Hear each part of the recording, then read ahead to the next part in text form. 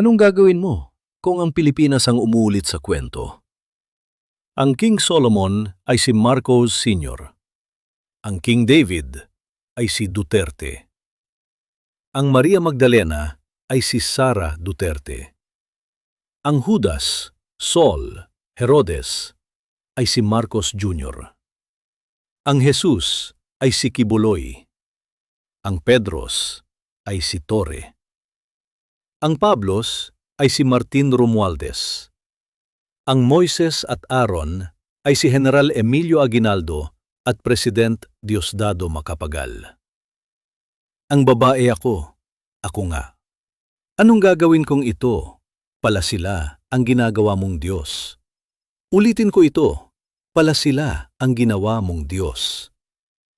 Tatanggapin mo ba na niloloko ka? O may problema ka sa pag-iisip? Ulitin ko ito, ang kahulugan ng sinsabi ko kung mental health na sinsabi ko. Hindi mo alam? Dahil nga may problema ka sa isip mo at kailangan mong gamutin. Ulitin ko, kailangan mong gamutin ang sarili mo.